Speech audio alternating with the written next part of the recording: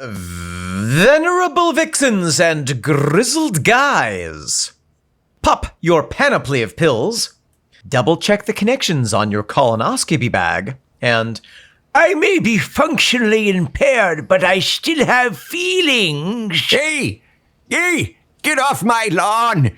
It's time to talk Tull to me. Talk Tull to me louder. Your battery's just gone. Talk Tull to me into my ear trumpet.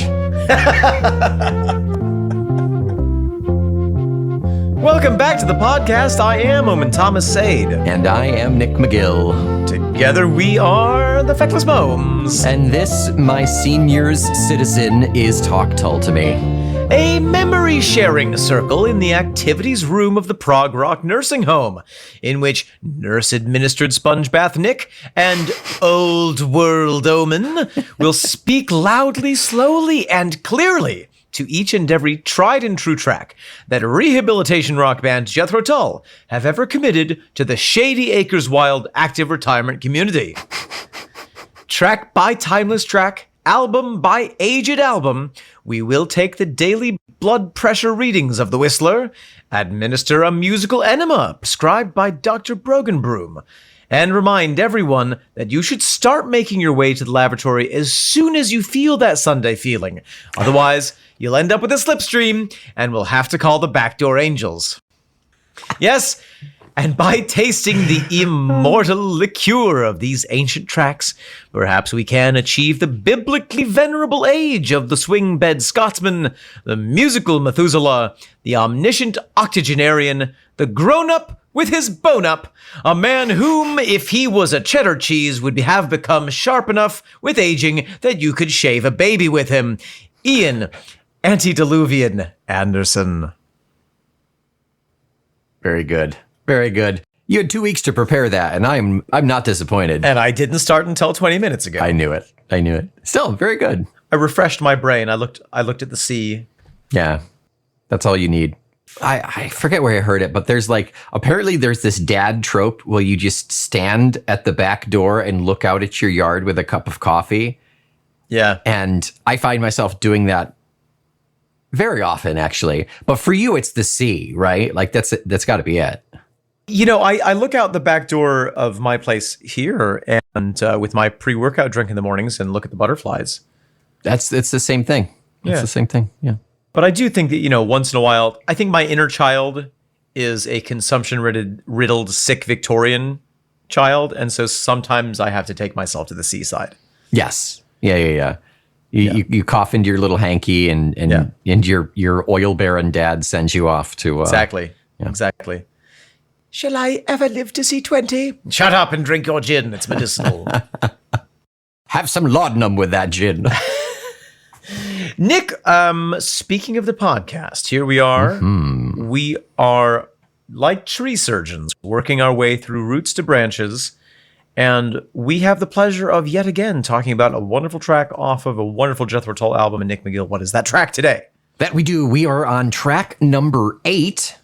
We are about halfway through the second half, nearly. Wow. Yep. We are on Wounded, Old, and Treacherous. I'm excited to talk about this one. It is a proper Tull-length track of about 7 minutes, 45 seconds. It's a longin'. Which is great. And yeah, any notes before we dive in? No, nothing at all. I think we should just jump into it because we've got a lot to cover. Well, then why don't we dive in and have a listen to Olded, Wound, and Treacherous. What was the name of that song? It was Wounded, Old, and Treacherous. There you go. Okay. With 1 comma. No Oxford comma. No Oxford comma, yeah. Old and treacherous. Wounded. But also wounded. Old and treacherous, yeah.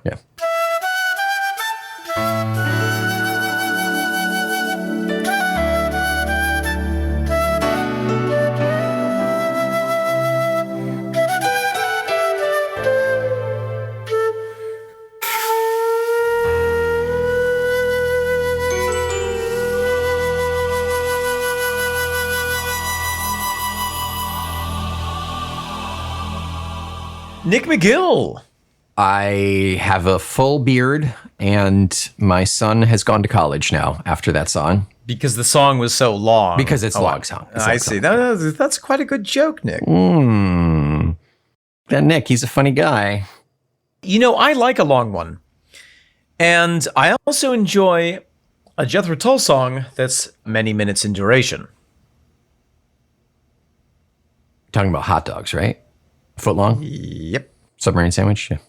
You know, part of the thing that I think necessitates, some people are like, oh, no one has any business making a rock and roll song that's 7 minutes long, 8 minutes long almost. That's baloney. That's malarkey. I say, first of all, there are no rules. Second of all, Tull is complex enough that actually it warrants that time. It's not like a jam band where they just can't find their exit on the roundabout. They just noodle, yeah. Right, they're in an endless bowl of noodles and drugs. But with Tull, the concepts are complex enough that they warrant that length. Yeah. I mean, we have 1, 2, 3, 4, 5, 6, at least maybe 5 or 6 musical themes within this. That each needs time to be developed. And so it takes as much time as it takes. Right. Could it be argued, well, just don't put that many themes in there? It could be, it could be. It could also be argued, shut the hell up. No, it's sort of like, if you want to just eat a piece of ham on a platter, that's fine. That there is a moment when that is a correct choice for you. You've always been so supportive of me, Omen. I appreciate that. If right now you are eating a cold slice of ham by itself, seek treatment for depression immediately. Yes. Get a sun lamp, drink some water. That's right. Yeah. Go outside. Yeah. But, I think that there's also a time and a place for a meal that starts with a cheese and continues with a salad. And maybe there's more than one type of salad. Maybe that salad has nuts in it and little pops of pomegranate seeds, and maybe there's a protein as a side. So these are all the themes. Is that what we're going for here? Yes. Thank you for reining it back in. Yeah. But sometimes you want to sit down to a meal that has different parts of it, and you want to really experience that. And I think that you could say we don't need a dessert. And to that, I would say, where is your soul? Who are you? Who are you? No one invited you. How did you get in my bed? And for the love of God, stop getting the crumbs everywhere. Those ham crumbs. It's a bad night's sleeping. Oh, crumb of ham. Yeah. Nick, is this a song that you enjoy listening to particularly? No. Okay. Nope, it's not. It's my least favorite on the album. It's not bad, but it's my least favorite on the album. Okay. Really interesting. Yeah. What doesn't do it for you about this song, in your humble opinion? I just want to eat some ham. I think it's too long. I think it's a bit repetitive, and I like the build up. I like the last 2 minutes of build up and out, but I think there's too much. I think there's too much of it. I think you could have chopped 2 minutes out of this and it could have been suitable. Yeah. Even just getting rid of the repetition of the verses would have saved you some time. I wonder, is there a thematic element here? Because the song is about being old. Yeah. Old, wounded, and treacherous. Yep. Is there a thematic element because old people sometimes repeat themselves quite a lot? I think that's a bit of a stretch, given that Ian repeats verses fairly regularly. Okay. Well, let's talk about it musically. Okay. We sort of have 2 intros, perhaps. Yeah. That first intro has nothing to do with the rest of the song. It's very strange. It's a very curious build-up of like 30 seconds.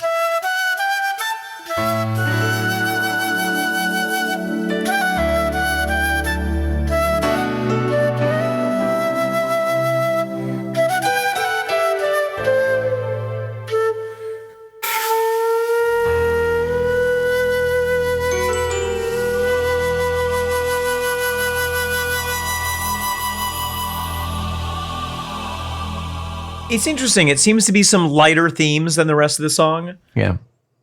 And it gives us something to contrast the rest of the song to. The rest of the song has some darkness to it. Mm-hmm. I kind of interpreted that as nibbling at the content here a little bit. It makes me feel like it's fond memories of youth, dimly recalled. Okay. Yeah. Sort of like, oh, I was once this fresh flower of the valley, and now I'm some sort of a cinder block snake. That's my wrestling name. Who told you that? That's my AOL handle. My AOL Instant Messenger handle. It's very pretty. It's my favorite part of the song. It smacks of the Christmas album to me a little bit. Sure, yeah. And I was going to say we're not that far off, but I mean, we technically are. But Christmas album's 2003. This is 95. So, I mean, we're still 8 years off. But like we've heard, and the album previous to this, and then the solo albums around this era, there is this kind of general sound that has been percolating, and he's kind of putting it into various projects throughout these 10, 12 years or so. Yeah, I associate the sound, I assume you're referring to the flute playing specifically. Yeah, that really sweet kind of lilting, yeah. In my mind, I assign that style to I actually have learned how to play the flute now and I'm really getting into it. Mm-hmm. You know, that kind of semi-classical feeling. Yeah. Yeah, let me just throw a dash of that in here. Yeah. There's one musical line in here that cracks me up whenever I hear it because it goes... It's the transition to the minor. But every time I hear it, I think it must be from is it from the Nintendo Wii? I don't know. It's something in Nintendo, but I've heard it I've heard it a lot. It might be Mario Kart. Actually, it sounds like it might be like the Mario Kart opening music. Yeah, it's something like that. It's like, Anyway, always cracks me up. And then we go into what is actually my favorite part of the song. Yeah. We're led into that with some synth choral. Yes, we are. Which is very subtle and nice.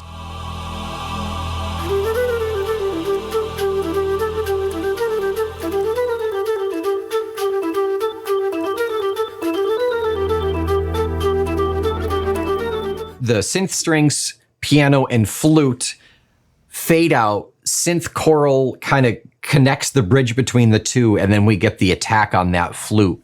It's really sharp and solid. I can hear the keys as he's playing that flute. It's so sharp. Yeah. The synth is doing a lot of the heavy lifting for this track. Yes. Already, when we are at the choral point, we've already had at least one or two other synth settings. Yeah. Yeah, he's all over the place. Reminder, this is Andy Giddings on the keys. Thank you for reminding us, Nick, that this is Andrew Giddings on the keys. Mm-hmm. That fast riff at various sections, it sort of repeats a couple of times. Mm-hmm. And on each of the repetitions, we add in another instrument. So it builds up, yeah. We have drums and I think bass added in on the second time round. Yeah, the bass in this is really nice. It's very crunchy. Is this Steve Bailey? This is Steve Bailey, yep. It's got to be, right. Yeah, okay. We're not going to see Peggy until the very end. Right. It's really fun. The bass in this song, Steve Bailey is kind of cresting in and out of the song, almost like a sea serpent. You just see this kind of like, and then it's gone again. But it's so very noticeable. It's not a subtle bass in this one. When it does pop up, you hear it. It's there. Yeah, he's doing a lot of running with the bass, which I find gives a fun element to this song. Mm-hmm. Later on with that fast riff, we add Martin.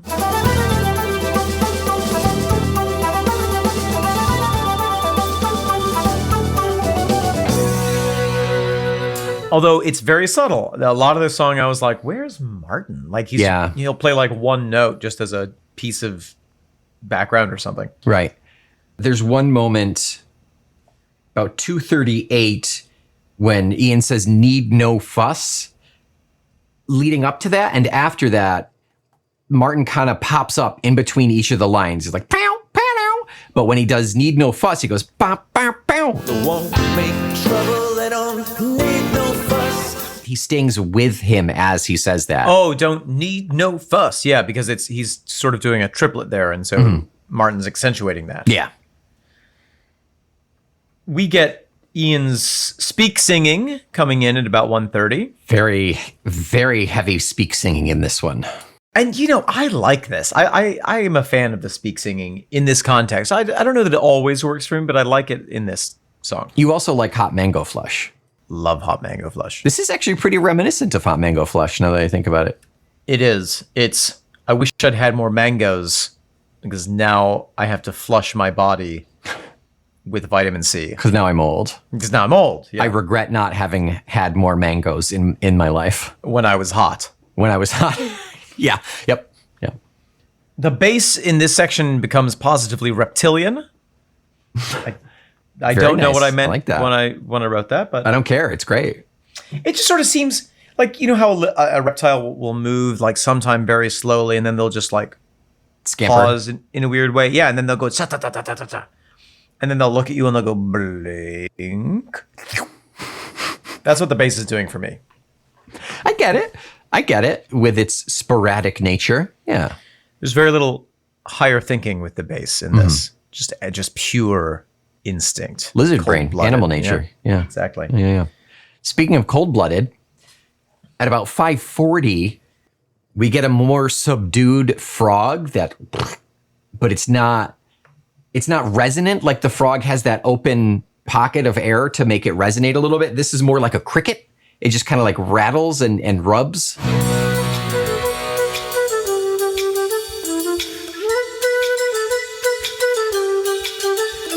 For anyone who, like me, may have been a bit lost there for a minute, Nick is talking about the wooden instrument where you scrape a stick over its back and it has ridges and it makes a frog sound. Yeah, that. We talked about it last episode or 2 episodes ago. Yeah, so that's why I didn't bother. I figured everybody knew.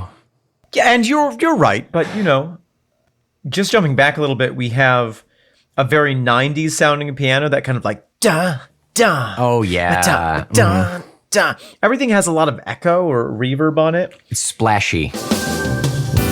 Let me draw the jungle line. I won't cross your... Yes, there's some rim hits that are very in that style. It just feels very early 90s. Yeah. In about 4 minutes, we go back to that fast riff, but this time with a military-style snare in the background. Yes. And Tambo a Go-Go.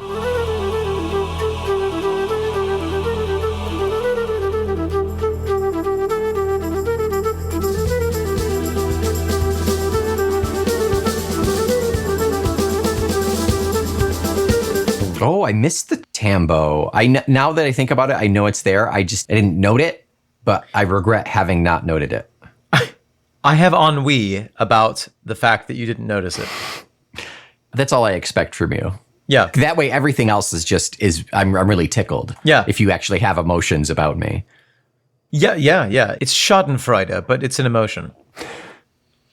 I think the tambo actually starts before the snare, but it quickly gets subsumed, perhaps subsumed. Might be sub. It might be, Supersumed. what's that type of a citrus? Satsume. It gets satsumed by the drums. Which is just another name for, what is that one? Is that just a sumo? Is that what it's called? Just a fucking orange, Nick. It's just an orange. It's big citrus. Actually, for real though, our thoughts... Satsuma, sorry. Satsuma. Our thoughts go out to anyone working in the citrus industry.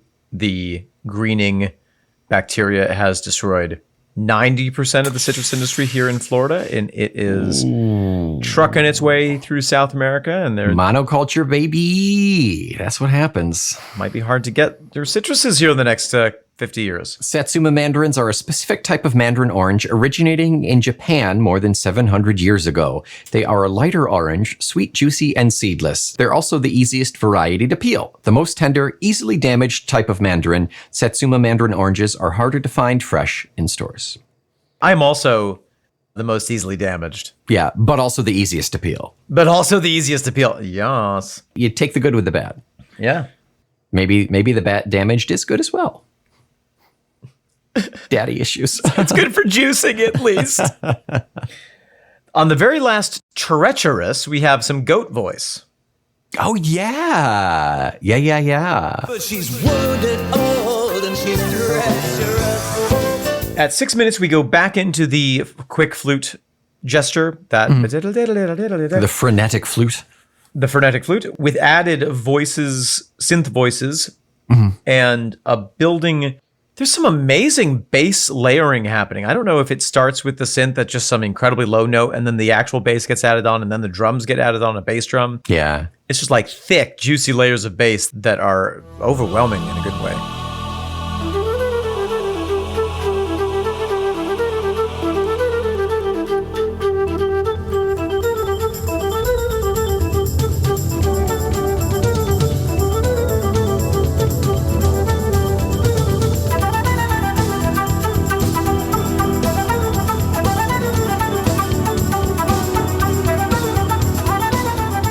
Yeah, that's our last 2 minutes of the song, right?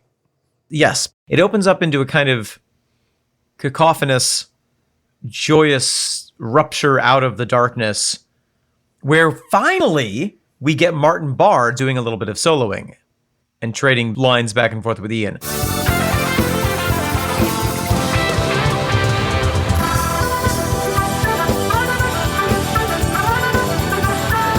But it does make me realize that Martin is pretty sparse on this song and kind of on the album in general. Yeah. It's very subdued. Maybe it's the start of the drama. The drama mama. The baby llama drama mama. I mean, who knows? It could be, maybe we are hearing a little bit of Ian looking for a different sound or wanting to be less guitar focused. I don't know. Maybe it's just they're experimenting with a different style. It does seem like whenever we have a really good keyboardist on an album, the guitar does take a little bit of a step back. That's true. Yeah. And Giddings is a fantastic keys player. Very, very strong. Very solid. Yeah. And then we have a very live feeling ending to this song. True to album, we have a very live kind of build up, really long run, and then kind of a quick button at the end. Not a fade out. No, there's that double hit at the end, bam, bam, which feels very much like what we've heard live and what works well live. Yeah, I can certainly imagine it live, yeah. That button seems almost designed to shock the audience out of their lulled hypnotic state. Yes. So that they know to whoop and holler and clap. Yeah, this is when you clap now. This is when you clap now. Please clap. Please clap. And then Ian gets on the mic and says, "If you haven't bought a t-shirt from the gift shop, I will come to your home and poop in your bed. And then sell you a t-shirt. The only thing that you can wipe your bed with is, aha, I have a t-shirt. £20.50. I think I've heard him say that before. Yeah. Yeah, he says the same thing every show. Every time. Every time. Nothing original. Anything else to say about... Oh, yes, there is something else to say about the music. Yes. Incredibly, I think this song is in 4/4. We'll get to it. Ah! Ian will tell us. What? Ian will tell us. Will he tell us right now? In the next segment, he will. Let's get to that next segment. Right now. Omni Outie.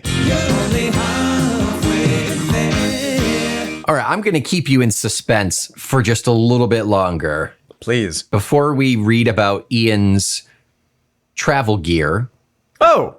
From the program, the German program, we are going to read an email from... It's been a while since we've had this writer-inner, but this writer-inner has written in before and has written in now.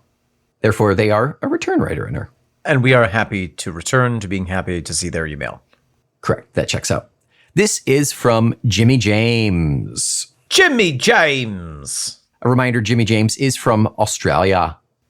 Jimmy... Or no. It's Jimmy James. Jimmy James. So terrible. I love it so much. Message. Our subject is Roots to Branches. Message is, I look forward to Wednesday morning. I make my breakfast and listen to Talk Tull to me, sipping on my tea. Yes, I'm still here down under, enjoying the Tull talk every week. The Rock Island catfish period was not my favorite part of Tull's career, but still turned up some gems. This is not love, rocks on the road, but I'm a proggy at heart and Roots to Branches floats my boat more. I'm loving the extra info from the band members via the blurbs from your vinyl copy, Nick. Very interesting stuff. When Roots to Branches was released, it sounded so fresh. The Eastern influence was like a fistful of chili and turmeric in one of Ian's curries. Bang! In 1995, the mystical East was so overflowing in Ian's creative veins that Roots to Branches wasn't enough. He had to put out Divinity's solo as well, which led to The Secret Language of Birds, my favorite Ian offering. Then eventually on to Rupee's Dance. To me, it was so distinct a change in direction, but still so clearly Tull, that maybe his India trip was something of an epiphany a la George Harrison. I'm having trouble visualizing Ian in an ashram wrapped in Vedic ecstasy, but clearly something in this period tickled his chakras, and it really worked for me. Postcard Day, The Water Carrier, Kalyandra Shade all have an exotic flavor and are some of my all-time favorites. So, Momes, I know that your undertaking is the podcast equivalent of running a marathon a day for a year, and I'm not suggesting you need to go on actually forever, but is there some thought that you might dabble in Ian's solo career? And I wonder if other Tull Skulls are thinking likewise. Yours in 5-4 time, Jimmy James. Jimmy, it is wonderful to hear from you. Great to hear that you're still doing well and that you're still listening. You're right to point out the tradition of Western musicians going to India to get inspired. You know, I actually think that in relation to your picturing Ian wrapped in Vedic ecstasy, I feel like Dangerous Veil speaks to that sense of like, I'm experiencing something, but I mustn't express it. Keep calm and carry on. Yep, yes, a slight nod. Slight nod to the temple and on I go. I'm reading a reservedness to his actual trip. Yeah. But great fireworks going off inside his mind and soul. That is true.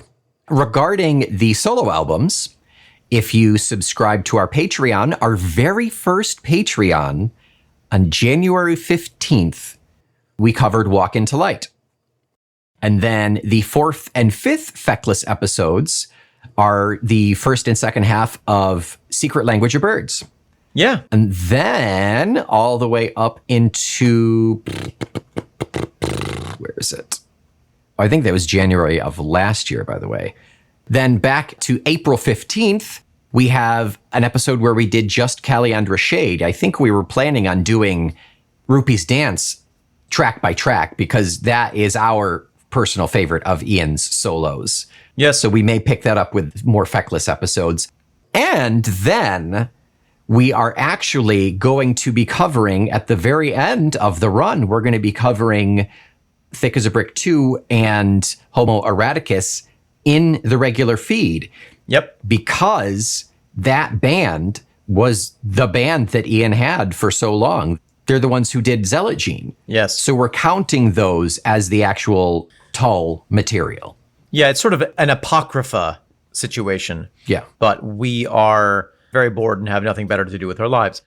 So, yeah, if you want to dip into the Patreon, you can access all of that stuff. It is a little bit different from our regular format, but it's great material. I mean, talking about the albums, not us covering them. Please, yes. Strongly mediocre at best. But yeah, it is really interesting to look at everything together and realize that some of the arbitrary divisions between Tull, not Tull, you know, meat, not meat. As the years grew on, it became even more amorphous. Yes. So at least we have concrete reasoning behind including those very last two. Yes. You know, I think it's maybe safe to say that everything up to that point, up to Rupee's Dance, was solo, quote unquote. Mm-hmm. But it does feel like those last two were just a part of the same progression. Yeah, would have been Tull if they hadn't not been Tull. Yeah, it makes no sense, but it also makes all the sense in the world. Exactly. So, Jimmy James, wonderful to hear from you. Thank you. We hope that you'll continue writing in and glad that you are enjoying Roots to Branches. Yes, indeed. Thank you so much. And if anyone else would like to write in, that is momes@fecklessmomes.com. And now we will get into the second half of the Ian portion from the program. We've got his gear here.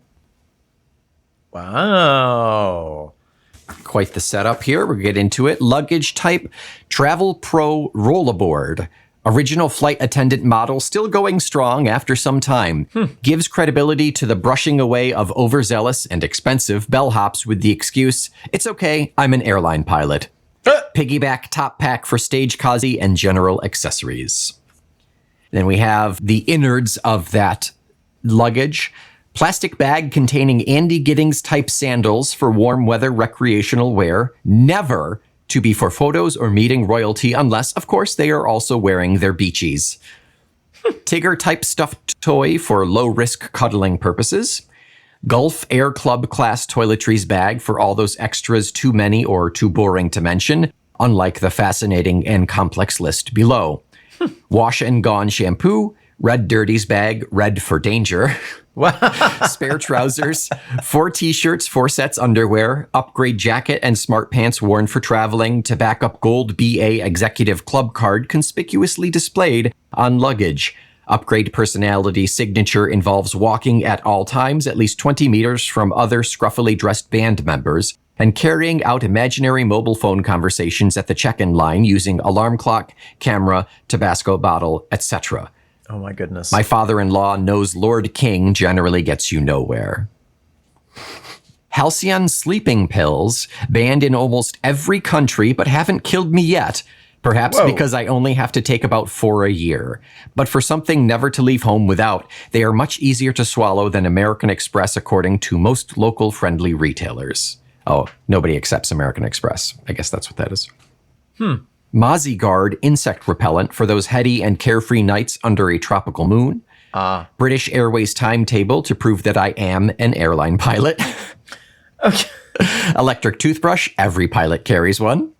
Vitamin C, beta-carotene, antioxidants taken with a sense of duty to our fans. British Rail timetable. Yes, engine drivers carry their own suitcases as well. Divinity's Tour itinerary, one we prepared earlier. Sharpie permanent ink markers for autographs, set lists, scuffed shoes, at least if they're black. Yes. Ilford XP2 photographic film for proper photography, free of those irritating colors. Oh, Ian thinks proper photography is black and white. Can be 1 hour processed, just like color film. Minox manual 35mm camera with no flash for the person who likes to make own decisions. This couldn't be more Ian if a parody of him was written. I mean, it's just very funny. Yeah. Elastic bandage for sore wrist credibility when not shaking hands. Oh my God. Wow. Recording Walkman type cassette machine to act as musical notebook in the event that the muse is on the same flight. Mini Tabasco one-shot bottles to put some zap into lunch everywhere. El Yucateco habanero chili sauce to put some zap into the Tabasco. Assorted chili seeds to spread the word wherever I go. El Cheapo Yamaha practice flute back up on stage. Light reading periodical on Piscine matters, and that is Fish Farming International. The passport in case I forget myself. The G-string thong super skimpies, call them what you will, wear them where you will, but suggest only under stage kazi as appropriate, or squirm in hell weirdo. I wonder if he's referring to what we would call in the United States a dance belt. That's my guess, yeah. Which holds your bits, but doesn't create big lines for the costume on the outside. Underpants lines, yeah. Yeah. Fishofax personal organizer covered in salmon skins. The original prototype still wearing extremely well after 7 years of hard work, but then salmon stay inside them just for as long, given the chance, so they must be good. Fresh chilies from home chillarium. 3 alarm clocks, 1 each for Doan, Andy, and Jonathan. Martin does not need one due to early morning compulsive running behavioral disorder. Oh yes, and he wakes me up on his way out so I can accompany him in my thoughts. Folder of relevant paperwork so I have the chance to use my credit card size calculator and reading glasses. JT lyric book for the first few days only before memory cells mysteriously regenerate, together with fit and lean torso, willingness to smile at concert goers' offspring called Jethro, ability to exist only on steamed vegetables, practice of addressing record company executives by their real names, etc., etc., etc. It is the snarkiest thing I have ever read. I feel ashamed for reading it. It's very funny because so much of it is about deception, and I can get behind that. Yeah. So I don't have to interact with anyone. I will lie my ass off. To the level of artistry, I can see why he likes Jean Le Carré. Oh, yeah. Yeah, inspired. Yeah. Bananas. It's like, instead of just becoming unapproachable, he has assumed an onion's worth of layers of identity. So no matter which one you think you've pierced down to, he's always got Ian. Yeah, exactly. Joke's on you. There's just an Ian-shaped puff of smoke where you last left him, or an ink spot. It's filled with capsaicin. Yeah. Oh, yeah. Pepper spray. Yeah. And eventually, he clearly just got rid of the ruse and became that cantankerous old man. I don't know. Maybe there's layers that we still don't even know about. That's true. We did see a smile. And now for his write-up of Wounded, Old, and Treacherous. It was en route to some odd little outdoor gig in the Austrian Alpine foothills that I spent the final few minutes of the journey whistling up a curious riff in alternating bars of 7 and 8. Oh, damn. After the thankfully brief and cacophonous sound check, Andy and I pumped out a quick rendition of these first thoughts and consigned them to DAT via the Outfront mixing desk. DAT is digital audio tape. So not quite a cassette. It's a little different. Cassette is an analog recording. Digital tape is digital. Right. And tape. And tape. It's still tape, yeah. But it can put out the same quality or actually even better than CDs, I read. Oh, interesting. Interesting. Later, during the preamble to the recording of Divinities, we knocked out a studio demo of the idea minus vocals, which I later took to Goa, India, during a brief holiday where I roughed out some lyrics for this and other tracks between bouts of Vague Fish Vindaloo, Naughty Body, and Fenny, particularly of the cashew variety. The title Roots to Branches, along with several other song lyrics, came to mind when traveling the few miles, but many, many minutes between airport and hotel along the lush tropical seaboard, where colors, creeds, and religions appear at least to flourish in almost harmonious accord. Wounded seemed to dictate a virtually spoken delivery, which was a blessed relief to a person without a singing voice to speak of, but with an acute need to articulate in an easy but poignant style. Where can I find such a person? Martin Barr? Andrew Giddings? Van Morrison in a good mood? Well, I don't know. Anyway, in my case, the money was right. Mother Earth gonna get you if you don't treat her with appropriate respect. Pussycats will be pissed off, and Jack Kerouac, he come back from the grave with dem dharma bums if you don't have the necessary air miles to fly the great white bird of paradise. Ian Nonsensical Anderson. Yeah, I'm one. It's interesting. Yeah. Interesting is a good way to put it. You know, you've met my brother. It's been a long time since I've seen him. I saw him virtually during your wedding. I can't remember the last time before that, but yes, I've met your brother. All right, for those of you who've not met my brother, he is one of the most intelligent people. So brilliant, yeah. That I've ever come across. And when my mom was raising us, she had him assessed for something because he was having a really hard time connecting in schools. Now, part of that was the hearing loss. But he was having a really hard time connecting socially with the other kids. And so they did an assessment on him, and they found that he was high-level gifted when it comes to intelligence and just mental ability. And she was like, oh, that's great. And the counselor was like, it's not necessarily always great. Yeah. Highly gifted people often have a very, very difficult time connecting with others and with society in general. Yeah. Because they can process information in such a faster and different and more layered way than anyone else can, that they basically can't have a conversation with anyone that's on their level. Yeah. And I've seen that with my brother. You know, he has a difficult time connecting with people because he's just literally on a different level mentally from them. Yeah. I get that sense from Ian. I see that. I think that's a really good point. Kind of from any aspect that we could possibly analyze him from, he has this sense, the theme is all throughout his lyrics, this sense of like, my closest friends are stars that died millions of years ago. You know, that kind of vibe. Yeah, right. Chili peppers and cats. Yeah, exactly. Cats understand me. No one else does. Chili peppers understand my taste buds. But that sense of like, it's just difficult for him. And reading that, I'm like, reading that prose from him, listening to you read that prose from him, kind of confirms that for me. Yeah. That maybe the lyrics, maybe the process of songwriting actually allows him to communicate more accurately his thoughts than a quick kind of, oh yeah, I'm going to write this thing up with the intent of conveying information to people. But there's a self-awareness there. Or on some level, there's a self-awareness. Some of it feels tongue-in-cheek, but some of it is, I'm playing it tongue-in-cheek, but it's actually true. And some of it is, it's true, but it sounds tongue-in-cheek, but it's actually true. But it's just actually true. It's tongue-in-cheek. Yeah, it's hard. Yeah. Painfully self-aware, perhaps. Yeah, maybe this is his hair shirt to wear to suffer for his genius. Well, somebody's got to suffer for it. And we have been for the last 5 years. we've been suffering for his genius.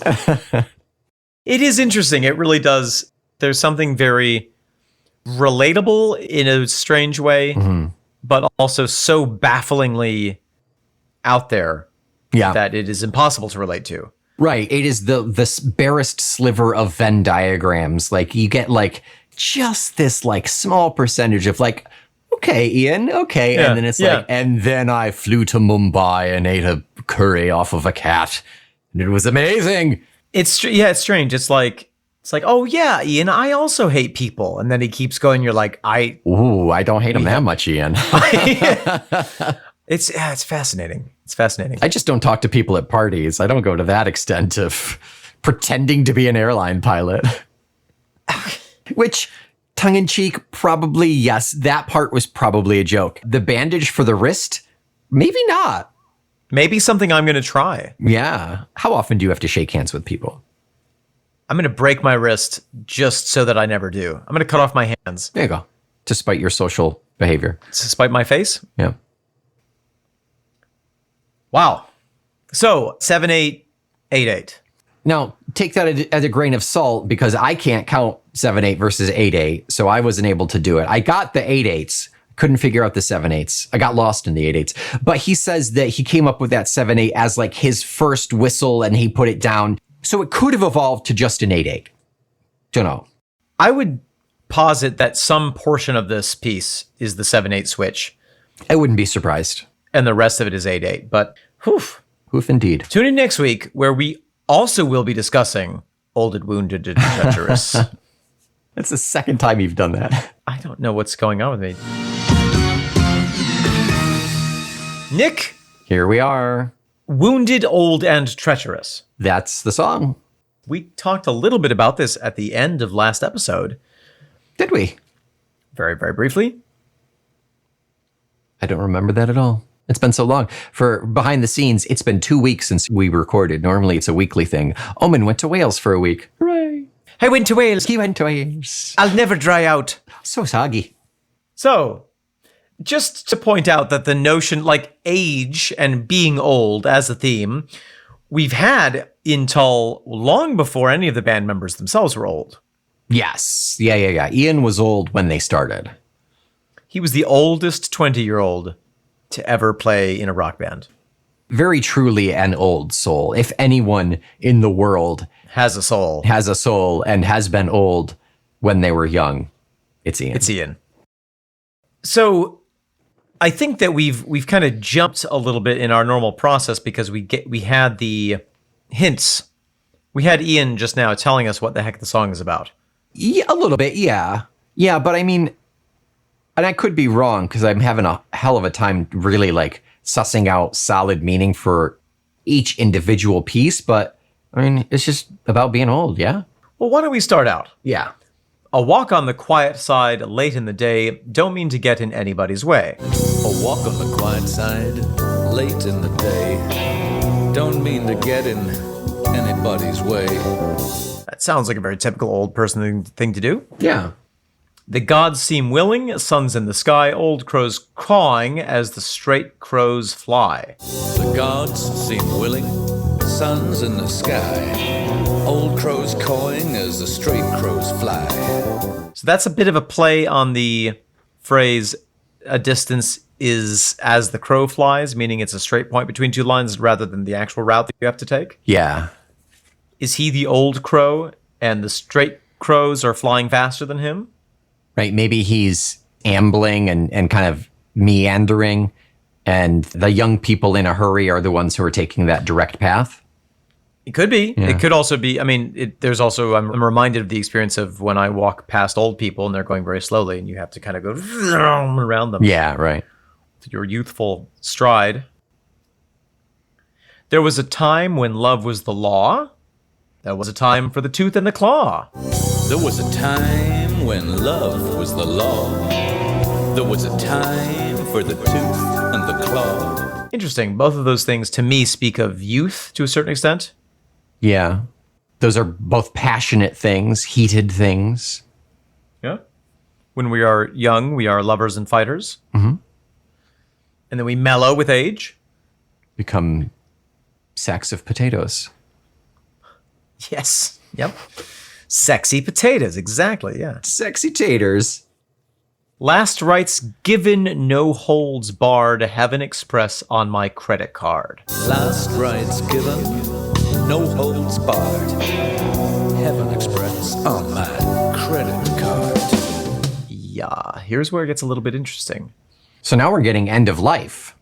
Well, yeah. What are last rites? So last rites are in probably several religions. It's the last chance to confess and be blessed and be cleared of your sins before you die. So you're very assuredly guaranteed getting into heaven or Elysium or whatever it is you believe in. Best shot. Best last chance. Yeah. Actually, I saw a video of an amazing antique, which is a human skull with inlaid metal that opens up. The top opens up, and then the sides open up, and it turns into a last rites altar where you have the holy water and the candles, and that all gets set up. It was amazing. I was like, they don't do stuff like that anymore. That's very Victorian, it feels like. That's, Yes, yeah, that's good shit. over the top. Yeah. Yeah. No holds barred. That is a wrestling reference. Anything's on the table. Yeah. Certain holds can be barred, meaning they're illegal to use. They are barred from use. No holds are barred, meaning everything can be done. So does that mean he's so old he's already had his last rites, and so it doesn't matter what he does now? I guess. But if you sin after the last rites, you're still going with a sin, you know? That's where the credit card comes in. Put it on the credit card. Yeah. The Heaven Express. Makes me think of indulgences. Sure. Yeah. Yeah. So Heaven Express to me sounds like the express train to heaven, you know? Sure. Yeah. Up you go. Right. Put it on the card. It's fine. Yeah. It's funny. Yeah. Now, let me draw the jungle line. I won't cross yours if you don't cross mine. Now let me draw the jungle line. I won't cross yours if you don't cross mine. What are your thoughts on this? I don't have any. Okay. What are my thoughts on this? Oh, to me, a little bit harkens back to the tooth and the claw. Yes. Yeah. Or bungle in the jungle, Well, yeah, that was obviously the thought. Yeah. which is a lot about might makes right, Yeah. and that kind of, if you've got the muscles, you've got the hustles. Yep. Anything else you want to rhyme? If you're strong, you'll go long. Yeah, okay, yeah, perfect. I think that it is a bit of it's not very like society, it's not very rules and policies based. It's kind of like, hey, do whatever you want over there, but if you come over here, I'll bite your neck in half. Right. And I'll do what I want here. This is my area. That's your area. We respect that boundary. Won't make trouble, I don't need no fuss, but I'm wounded old and I'm treacherous. Won't make trouble, I don't need no fuss, but I'm wounded, old, and I'm treacherous. I think it's sort of like the Leave Me Alone song. between the jungle and the tooth and the claw, and we've got the cat reference later. The wounded, old, and treacherous to me, like a wounded animal will lash out if it's in pain. And that's all I can think of here. I was thinking about that too. A wounded animal is the most dangerous type. Yeah. You don't mess with something if it's cornered, if it's got its young with it, or if it's wounded. Yeah. Or if it has an Uzi. Or if it has an Uzi. Yeah, exactly. This is my child, an Uzi. So it's almost, I mean, to me, he's sort of saying, I've got nothing to lose. Yeah, right.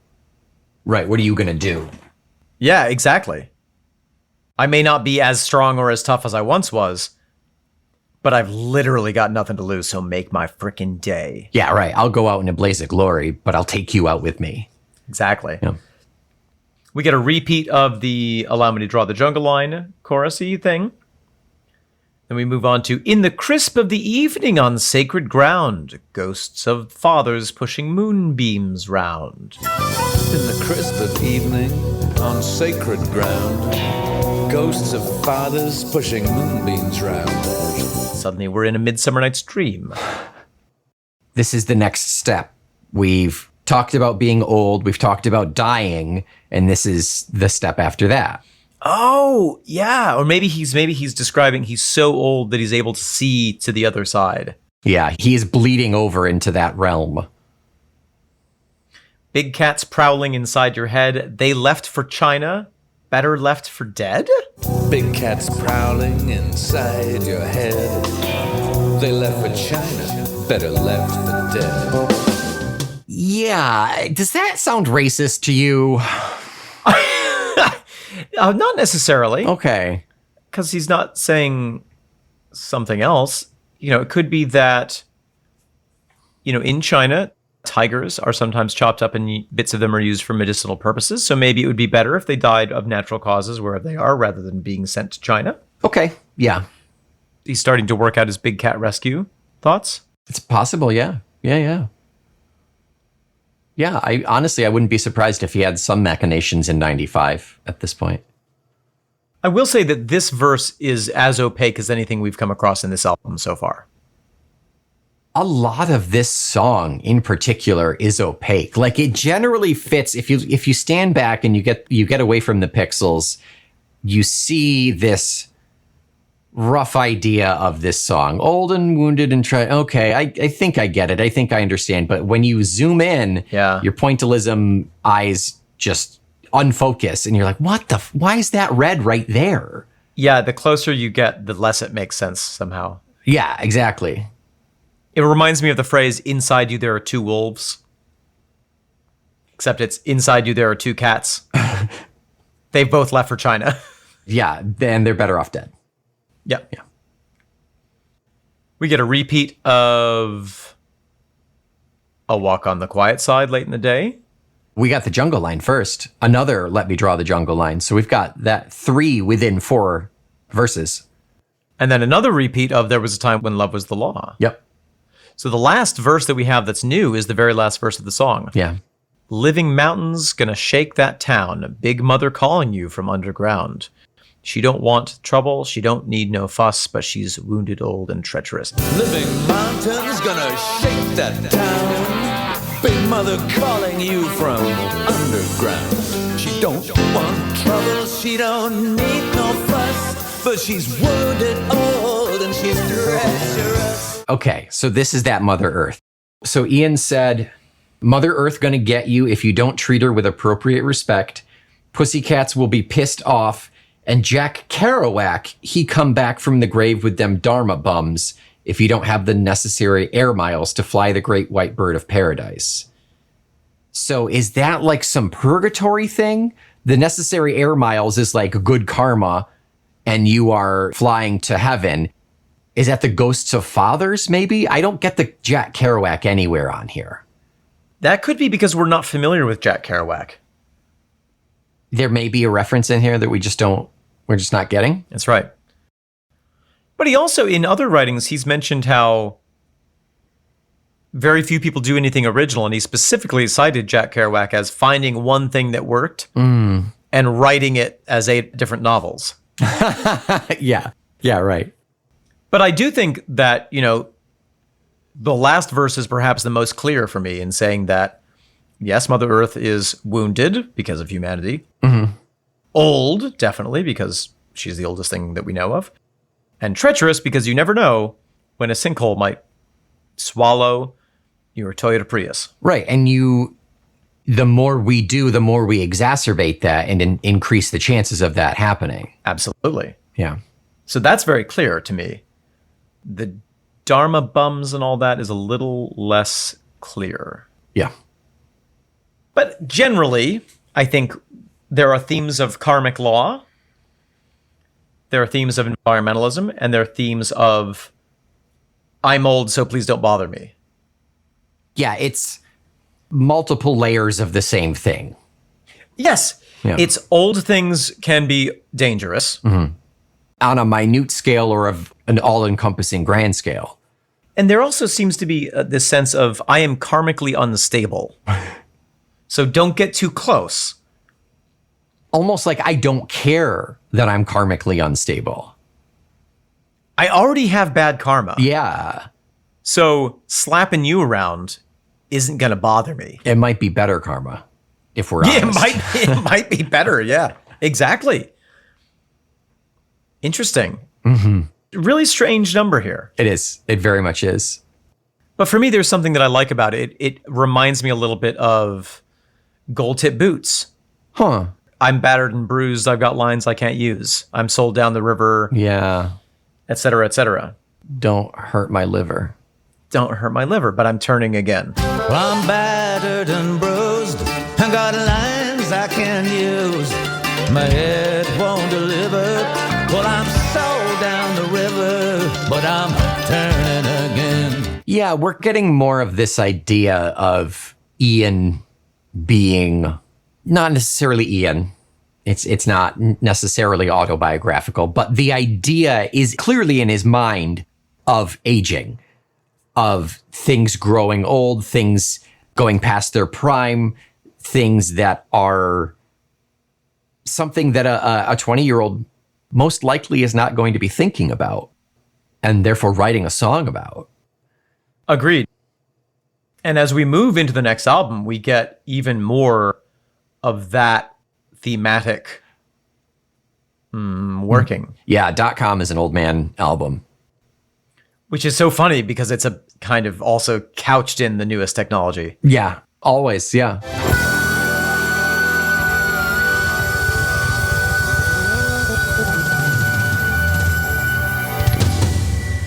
Nick, what are we talking about next week? Third to last song off of the album we are on, At Last, Forever. The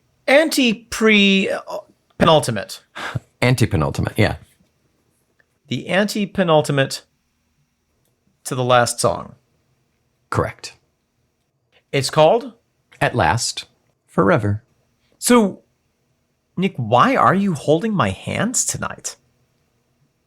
It's just what we do. Oh. Until next week, I seem willing. I'm Owen Thomas Sade.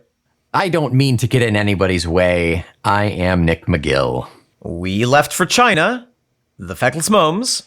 And this is the time when love is the law. It's the time when you're listening to Talk Tull to Me.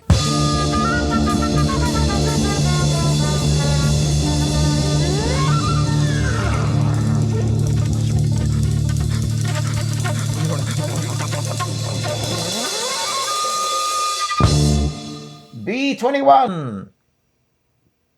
B32. God damn it, Marge got bingo again! Every egg sucking time. I can't believe her. She's clearly sleeping with the bingo man. Yeah, she would too. She puts out. She'd toss those pendulous tots over her shoulders and get down to business. She's been with the entire West Wing. And now they all have the same diseases. It's amazing. Hey, don't you love retirements? It's great. It's great. Frankie, I have to tell you something that pissed me off so much that I nearly, if I had had enough saliva in my mouth, I would have spit. Marcello, tell me. Tell me what has upset you so much. Frankie. You remember when we play bocce every Tuesday? I think I remember it starting to go, but yes, probably. It sounds like something I would do. I can tell you because you have a sore wrist that's from bocce. Oh, that's what that is. I'll bring you, don't worry about it. This is what happens when your memory goes. But we were there. We were at the reason I'm telling you this is because you can't remember. Yes, Lewis, go on. We were at the bocce place. And those young fellas in their 70s came over and they said, "Oh, we've reserved the bocce table, the bocce place ground, the bocce green. Thank you." And I was like, "I don't know who the hell you are, but this is always the bocce team from hell. You respect your elders. You respect me elders, and that's what I am." Right. And they snarked at me. They snarked, Tony? They snarked at you? They snarked at me. They made an undeferential face toward my general direction. I cannot believe that. If I had been just a little faster in reaching down to take off my shoe, I would, and also didn't have bursitis, I would have thrown it at him. Oh. Conked him right on their noggin. That orthopedic shoe is so big and heavy, they would have been knocked out. That's right. Youth is wasted on the young. It's awful. It's awful. I'm telling you, Al, it's the worst. It's the worst. Frankie. What? Frankie, What is it?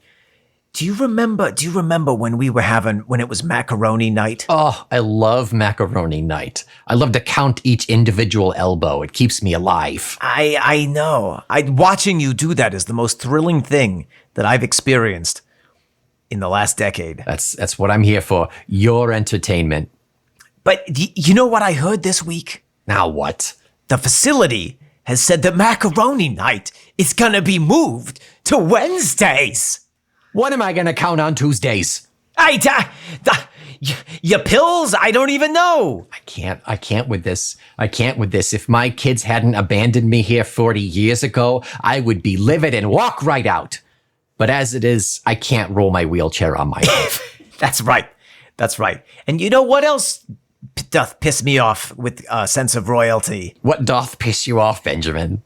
Frankie, look at me in my good eye. I see. It's the less squinky one. It's looking pretty clear today, actually. You're looking good.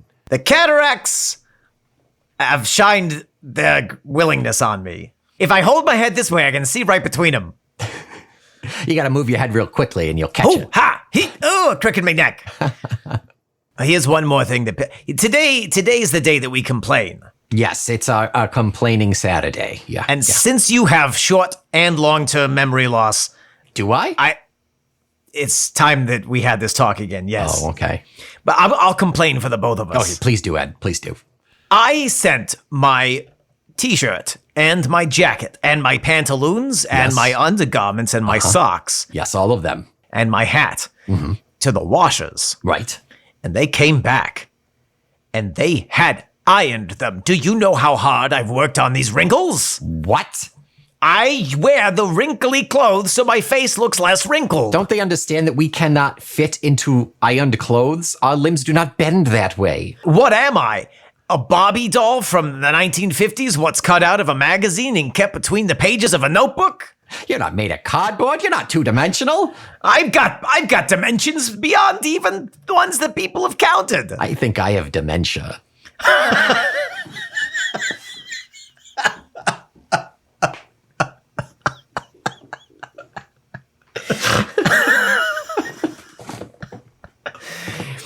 I agree with you. And that reminds me of another thing. Remember when we listened to the radio? Oh, William, I have such fond memories of our listening to the radio. We'd get into the Winnebago back in about 49 and drive out to the gravel park and turn on the radio and just really go to town on our genitals. The radio was an integral part of that experience, that treasured memory. That's right. If the Winnebago's rocking, you can come a-knocking. We're open to it. Let's discuss. Hey, there's plenty of room in this Winnebago. Well, now they won't even let me listen to the radio because they say I have knob issues. Well, you had knob issues back in the Winnebago. Oh, you gotta keep your hand in. Otherwise, when the knobs come a knocking, I don't want to be kept a lacking. You got to workshop that one. That's what. Yeah, I think I might have dementia. But here's the thing that pisses me off. After they took away my radio, they gave me an MP3 device. Oh. Which I can't work on account of the shakes. Yeah, and we as elderly it is anathema to use technology. I'm enraged every time I see it. But they said that the radio lives on there now. Well, I opened it up. I put the string in my ear where it had a bean attached to it, which speaks to you. I never understood that. I was always told, don't put beans in your ears. Oh, my mom always told me that. What a crazy world. Well, what was on it but something called a podcast? All right, Christopher, tell me more. It was entitled, These Two Gentlemen Talk About a Band That No One's Ever Heard Of. Oh, that sounds as thrilling as going to church. It sounds as exciting as visiting the Templotomist. Oh, I remember my Templotomist. She was very, very comfortable. After your trepanning session, I think you should check out this little digital device if what's left of your ears would benefit from it. I'm willing to give it a shot, Lance. Well, the most interesting thing about it, I'll tell you, Frankie, is that not only are the gentlemen who talk about it particularly young and therefore invalid in their existence. I hate them. But also, they seem to be saying, every time I listen to them, that their podcast is some kind of a Maud Prember of the Leckless Flomes Schmaudios network. Oh, that makes all the sense. I think I'll enjoy this. Thank God your uppers are finally kicking in. I can't feel my left side.